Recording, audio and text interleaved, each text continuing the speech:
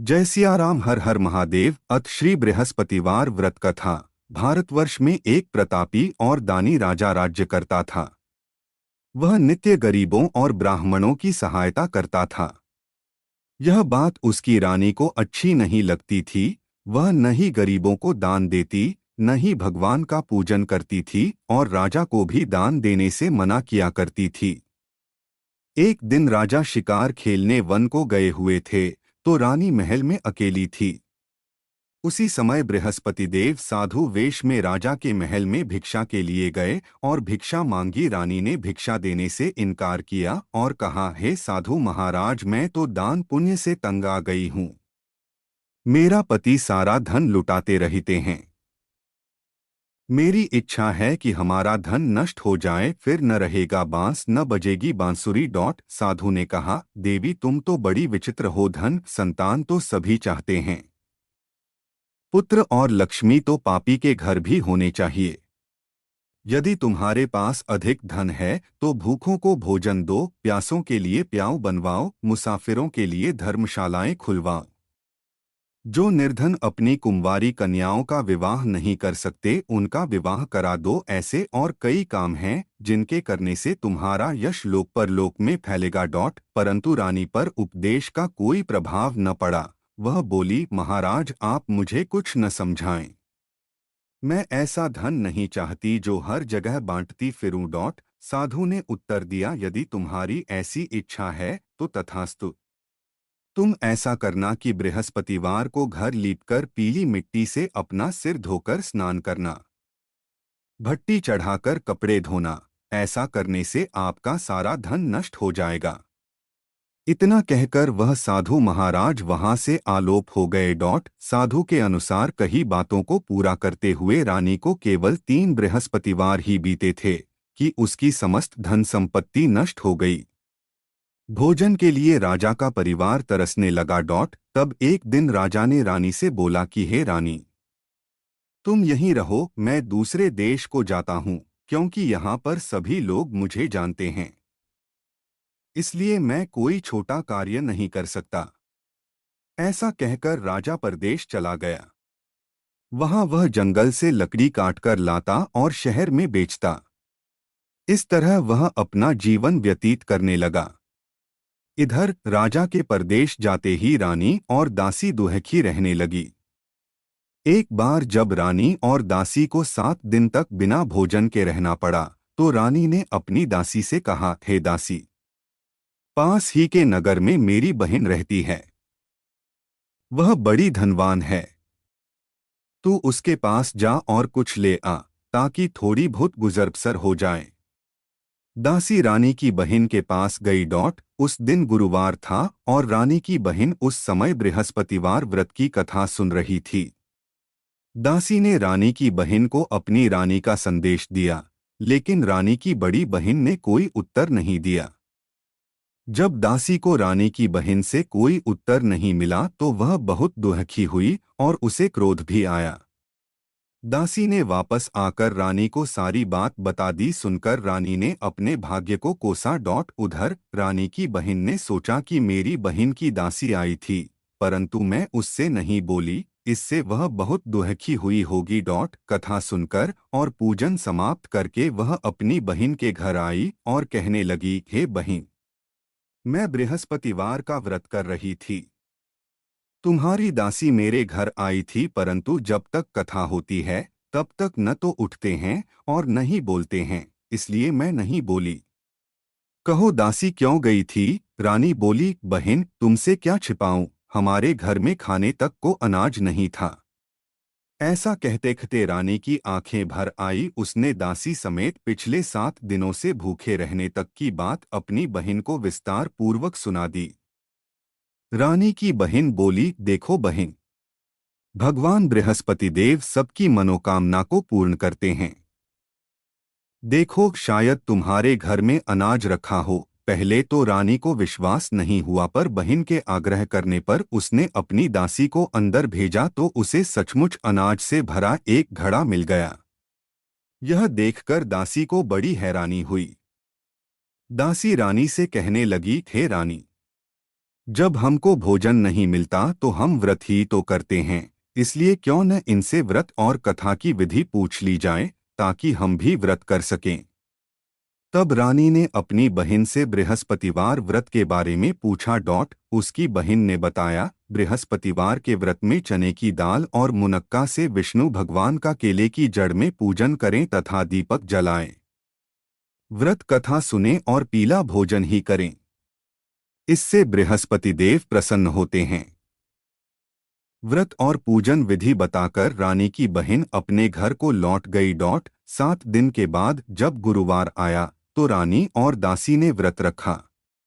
घुड़साल में जाकर चना और गुड़ लेकर आईं। फिर उससे केले की जड़ तथा विष्णु भगवान का पूजन किया। अब पीला भोजन कहाँ से आ, इस बात को लेकर दोनों बहुत दुखी थे। चूंकि उन्होंने व्रत रखा था, इसलिए बृहस्पति देव उनसे प्रसन्न थे। इसलिए वे एक साधारण व्यक्ति का रूप धारण कर 2 थालों में सुंदर पीला भोजन दासी को दे गए। भोजन पाकर दासी प्रसन्न हुई और फिर रानी के साथ मिलकर भोजन ग्रहण किया। उसके बाद वे सभी गुरुवार को व्रत और पूजन करने लगी। बृहस्पति भगवान की कृपा से उनके पास फिर से धन संपत्ति आ गई, परंतु रानी फिर से पहले की तरह आलस्य करने लगी। तब दासी बोली, देखो रानी, तुम पहले भी इस प्रकार आलस्य करती थी। तुम्हें धन रखने में कष्ट होता था, इस कारण सभी धन नष्ट हो गया, और अब जब भगवान बृहस्पति की कृपा से धन मिला है तो तुम्हें फिर से आलस्य होता है। रानी को समझाते हुए दासी कहती है कि बड़ी मुसीबतों के बाद हमने यह धन पाया है, इसलिए हमें दान पुण्य करना चाहिए, भूखे मनुष्यों को भोजन कराना चाहिए और धन को शुभ कार्यों में खर्च करना चाहिए, जिससे तुम्हारे कुल का यश बढ़ेगा, स्वर्ग की प्राप्ति होगी और पितृ प्रसन्न होंगे। दासी की बात मानकर रानी अपना धन शुभ कार्यों में खर्च करने लगी, जिससे पूरे नगर में उसका यश फैलने लगा। एक दिन राजा दुखी होकर जंगल में एक पेड़ के नीचे आसन जमाकर बैठ गया। वह अपनी दशा को याद करके व्याकुल होने लगा। बृहस्पतिवार का दिन था। एकाएक उसने देखा कि निर्जन वन में एक साधु प्रकट हुए। वह साधु वेश में स्वयं बृहस्पति देवता थे। लकड़हारे के सामने आकर बोले, हे लकड़हारे, इस सुनसान जंगल में तू चिंता मग्न क्यों बैठा है? लकड़हारे ने दोनों हाथ जोड़कर प्रणाम किया और उत्तर दिया, महात्मा जी, आप सब कुछ जानते हैं, मैं क्या कहूँ। यह कहकर रोने लगा और साधु को अपनी आत्मकथा सुनाई। महात्मा जी ने कहा, तुम्हारी स्त्री ने बृहस्पति के दिन बृहस्पति भगवान का निरादर किया है, जिसके कारण रुष्ट होकर उन्होंने तुम्हारी यह दशा कर दी। अब तुम चिंता को दूर करके मेरे कहने पर चलो तो तुम्हारे सब कष्ट दूर हो जाएंगे और भगवान पहले से भी अधिक संपत्ति देंगे। तुम बृहस्पति के दिन कथा किया करो। 2 पैसे के चने मुनक्का लाकर उसका प्रसाद बनाओ और शुद्ध जल से लोटे में शक्कर मिलाकर अमृत तैयार करो। कथा के पश्चात अपने सारे परिवार और सुनने वाले प्रेमियों में अमृत व प्रसाद बांटकर आप भी ग्रहण करो। ऐसा करने से भगवान तुम्हारी सब मनोकामनाएं पूरी करेंगे। साधु के ऐसे वचन सुनकर लकड़हारा बोला, हे प्रभु, मुझे लकड़ी बेचकर इतना पैसा नहीं मिलता जिससे भोजन के उपरांत कुछ बचा सकूं। मैंने रात्रि में अपनी स्त्री को व्याकुल देखा है। मेरे पास कुछ भी नहीं जिससे मैं उसकी खबर मंगा सकूं। साधु ने कहा, हे लकड़हारे, तुम किसी बात की चिंता मत करो। बृहस्पति के दिन तुम रोजाना की तरह लकड़ियां लेकर शहर को जाओ। तुमको रोज से दुगुना धन प्राप्त होगा, जिससे तुम भली भांति भोजन कर लोगे तथा बृहस्पति देव की पूजा का सामान भी आ जाएगा। इतना कहकर साधु अंतर्ध्यान हो गए। धीरे धीरे समय व्यतीत होने पर फिर वही बृहस्पतिवार का दिन आया। लकड़हारा जंगल से लकड़ी काटकर किसी शहर में बेचने गया।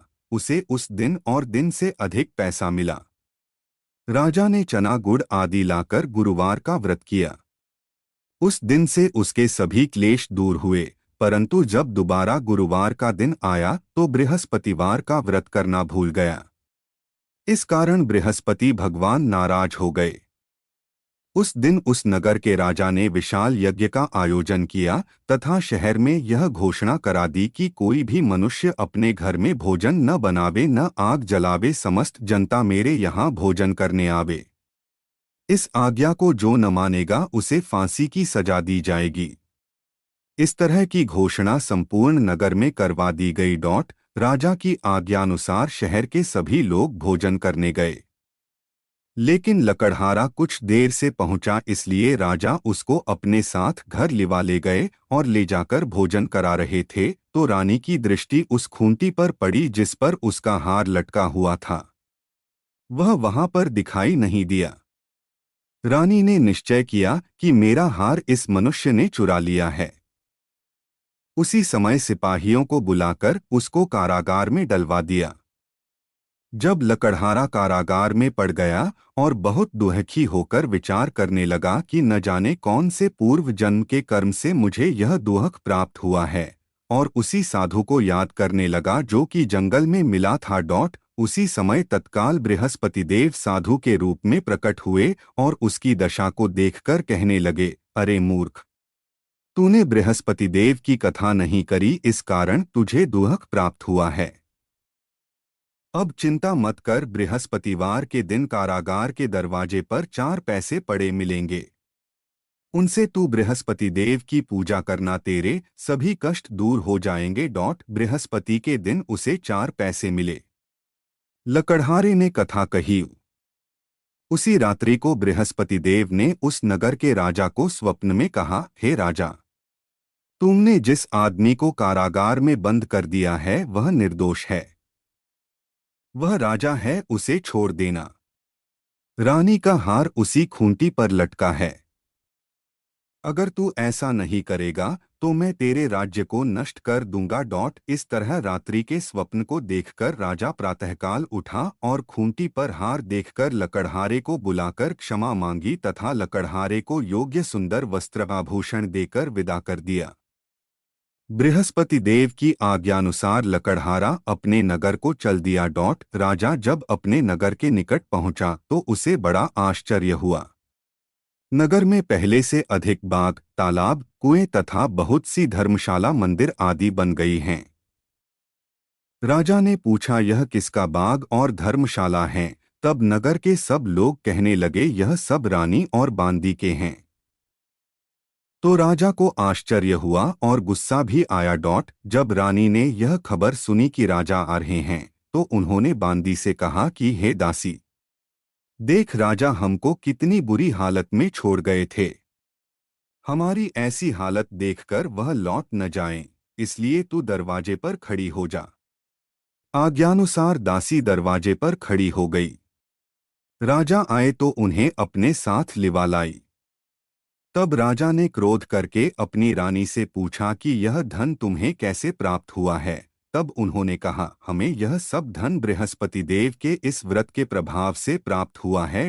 राजा ने निश्चय किया कि 7 रोज बाद तो सभी बृहस्पति देव का पूजन करते हैं, परंतु मैं प्रतिदिन दिन में 3 बार कहानी तथा रोज व्रत किया करूंगा। अब हर समय राजा के दुपट्टे में चने की दाल बंधी रहती तथा दिन में 3 बार कहानी कहता। एक रोज राजा ने विचार किया कि चलो अपनी बहन के यहाँ हो आवें। इस तरह निश्चय कर राजा घोड़े पर सवार हो अपनी बहन के यहाँ को चलने लगा। मार्ग में उसने देखा कि कुछ आदमी एक मुर्दे को लिए जा रहे हैं। उन्हें रोककर राजा कहने लगा, अरे भाइयों, मेरी बृहस्पति देव की कथा सुन लो। वे बोले, लो, हमारा तो आदमी मर गया है, इसको अपनी कथा की पड़ी है। परंतु कुछ आदमी बोले, अच्छा कहो, हम तुम्हारी कथा भी सुनेंगे।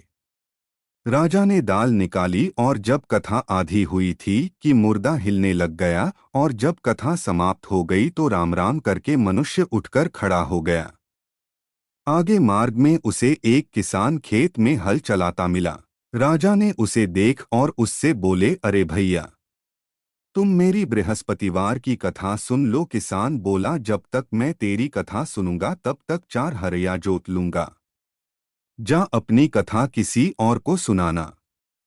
इस तरह राजा आगे चलने लगा। राजा के हटते ही बैल पछाड़ खाकर गिर गए तथा किसान के पेट में बड़ी जोर का दर्द होने लगा। उस समय उसकी माँ रोटी लेकर आई। उसने जब यह देखा तो अपने पुत्र से सब हाल पूछा और बेटे ने सभी हाल कह दिया तो बुढ़िया दौड़ी दौड़ी उस घुड़सवार के पास गई और उससे बोली कि मैं तेरी कथा सुनूंगी, तू अपनी कथा मेरे खेत पर चलकर ही कहना। राजा ने बुढ़िया के खेत पर जाकर कथा कही, जिसके सुनते ही वह बैल उठ खड़ हुए तथा किसान के पेट का दर्द भी बंद हो गया। राजा अपनी बहन के घर पहुंचा। बहन ने भाई की खूब मेहमानी की। दूसरे रोज प्रातःकाल राजा जगा तो वह देखने लगा कि सब लोग भोजन कर रहे हैं। राजा ने अपनी बहन से कहा, ऐसा कोई मनुष्य है जिसने भोजन नहीं किया हो? मेरी बृहस्पतिवार की कथा सुन ले। बहन बोली, हे भैया, यह देश ऐसा ही है कि पहले यहाँ लोग भोजन करते हैं, बाद में अन्य काम करते हैं। अगर कोई पड़ोस में हो तो देख आऊं। वह ऐसा कहकर देखने चली गई, परंतु उसे कोई ऐसा व्यक्ति नहीं मिला जिसने भोजन न किया हो। वह एक कुम्हार के घर गई जिसका लड़का बीमार था। उसे मालूम हुआ कि उनके यहाँ 3 रोज से किसी ने भोजन नहीं किया है। रानी ने अपने भाई की कथा सुनने के लिए कुम्हार से कहा। वह तैयार हो गया। राजा ने जाकर बृहस्पतिवार की कथा कही, जिसको सुनकर उसका लड़का ठीक हो गया। अब तो राजा की प्रशंसा होने लगी। एक रोज राजा ने अपनी बहन से कहा कि हे बहन, हम अपने घर को जाएंगे, तुम भी तैयार हो जाओ। राजा की बहन ने अपनी सास से कहा। सास ने कहा, हाँ चली जा, परंतु अपने लड़कों को मत ले जाना क्योंकि तेरे भाई के कोई औलाद नहीं है। बहन ने अपने भैया से कहा, हे भैया, मैं तो चलूंगी पर कोई बालक नहीं जाएगा।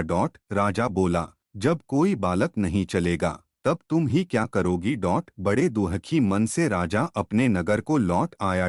राजा ने अपनी रानी से कहा, हम निर्वंशी हैं, हमारा मुंह देखने का धर्म नहीं है और कुछ भोजन आदि नहीं किया।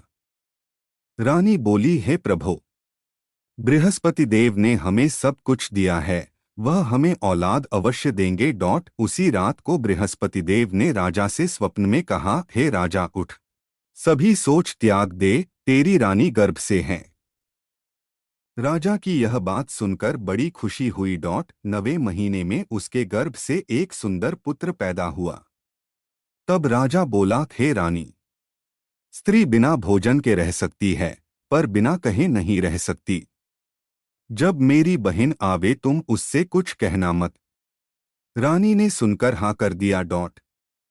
जब राजा की बहन ने यह शुभ समाचार सुना तो वह बहुत खुश हुई तथा बधाई लेकर अपने भाई के यहाँ आई। तभी रानी ने कहा, घोड़ा चढ़कर तो नहीं आई, गधा चढ़ी आई। राजा की बहन बोली, भाभी, मैं इस प्रकार न कहती तो तुम्हें औलाद कैसे मिलती? बृहस्पति देव ऐसे ही हैं, जैसी जिसके मन में कामनाएं हैं सभी को पूर्ण करते हैं। जो सद्भावना पूर्वक बृहस्पतिवार का व्रत करता है एवं कथा पढ़ता है अथवा सुनता है, दूसरों को सुनाता है, बृहस्पति देव उसकी सभी मनोकामना पूर्ण करते हैं। भगवान बृहस्पति देव उसकी सदैव रक्षा करते हैं। संसार में जो मनुष्य सद्भावना से भगवान जी का पूजन व्रत सच्चे हृदय से करते हैं तो उनकी सभी मनोकामनाएं पूर्ण करते हैं। जैसी सच्ची भावना से रानी और राजा ने उनकी कथा का गुणगान किया तो उनकी सभी इच्छाएं बृहस्पति देव जी ने पूर्ण की थीं। इसलिए पूर्ण कथा सुनने के बाद प्रसाद लेकर जाना चाहिए। हृदय से उसका मनन करते हुए जयकारा बोलना चाहिए। बोलो बृहस्पति देव की जय, भगवान विष्णु की जय। श्री बृहस्पतिवार व्रत कथा। बृहस्पति देव की कथा। प्राचीन काल में एक ब्राह्मण रहता था। वह बहुत निर्धन था। उसके कोई संतान नहीं थी। उसकी स्त्री बहुत मलिनता के साथ रहती थी।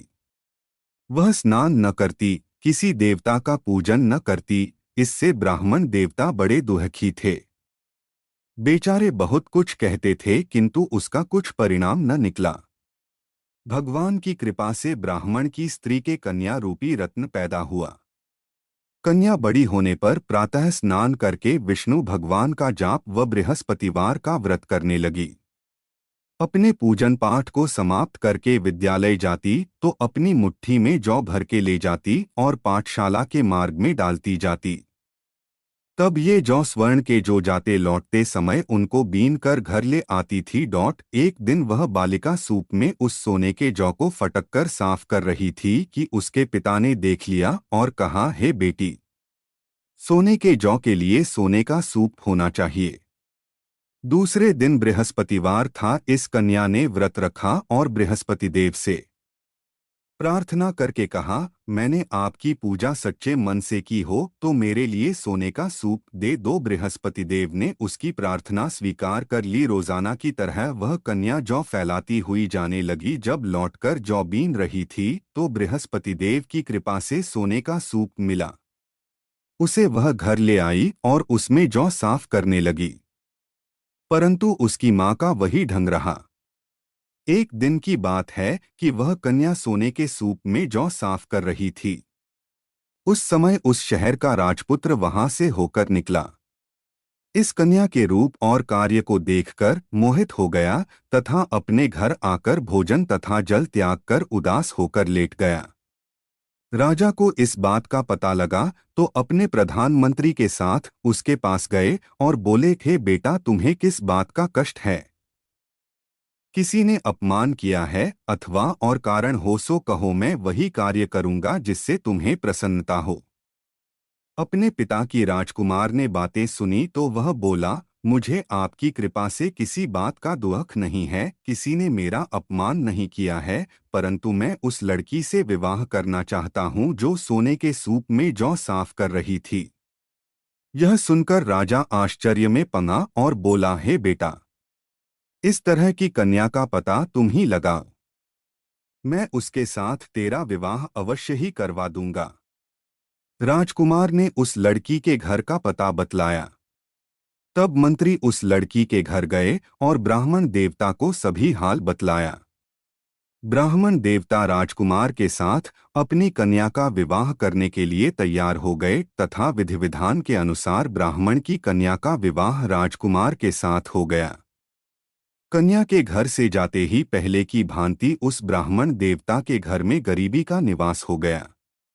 अब भोजन के लिए भी अन्न बड़ी मुश्किल से मिलता था। एक दिन दुखी होकर ब्राह्मण देवता अपनी पुत्री के पास गए। बेटी ने पिता की दुखी अवस्था को देखा और अपनी माँ का हाल पूछा। तब ब्राह्मण ने सभी हाल कहा। कन्या ने बहुत सा धन देकर अपने पिता को विदा कर दिया। इस तरह ब्राह्मण का कुछ समय सुखपूर्वक व्यतीत हुआ। कुछ दिन बाद फिर वही हाल हो गया। ब्राह्मण फिर अपनी कन्या के यहाँ गया और सारा हाल कहा तो लड़की बोली, हे पिताजी, आप माताजी को यहाँ लिवा लाओ, मैं उसे विधि बता दूंगी जिससे गरीबी दूर हो जाए।